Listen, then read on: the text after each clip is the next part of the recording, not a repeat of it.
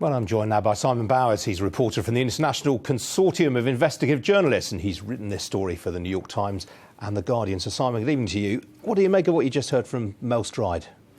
Well, I mean, I think there are a lot of stock phrases come out. I do think the UK was at the vanguard of the OECD process. It definitely pushed hard there, but it's also pulling in two different directions. As are most countries, they've got an eye on keeping hold of the taxes they can, but they've also got an eye on inward investment. I mean, we were told yesterday by the OECD this couldn't happen today. I mean, it really does sound like companies like Apple still are running rings around the tax authorities of various countries. Well, I would be interested to see the fine print of how the OECD thinks it couldn't happen today. I mean, what's happened with Apple is Apple's tax structure was exposed in detail in about 2013 in the US Senate hearing. Ireland changed the tax rules twice, specifically to target exactly the behaviours that Apple were taking on, and Apple has managed to find a new structure that gives it pretty much the same effective tax rate. Have a look at this graphic here, Simon. I mean, this was something that you put up in the New York Times today. Yes.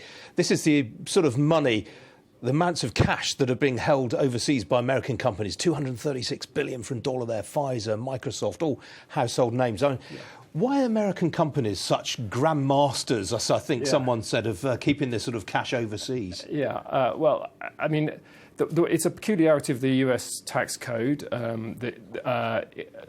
The way that the rules mesh with the rules for the rest of the world means that it's quite easy for US companies to access very low tax rates overseas, but it's very hard for them to then bring those profits back to the US without facing extremely heavy tax rates. So that's why it all gets locked up in between. I mean, that's a plausible case for the defence, though. If US taxes on foreign profits weren't so high, then they wouldn't be having to do any of this.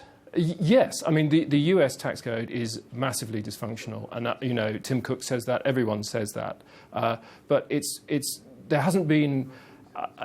dysfunctional in such a way that's actually worked quite well for US multinationals for many decades, and hence why it hasn't been reformed earlier. Now, what about the position of Jersey in particular? I mean, it is really striking. Apple shopped around after Ireland and it looked at Bermuda, the BVI, the Caymans, Guernsey, Isle of Man, Jersey. These are all UK Crown dependencies or overseas territories. They are, and we know that because of this leak of documents from the law firm Appleby that was in these territories. They plumb for Jersey. We know that we don't know exactly why. We know that Apple has some links with the particular companies have some links with the UK banking system. That might have been a factor.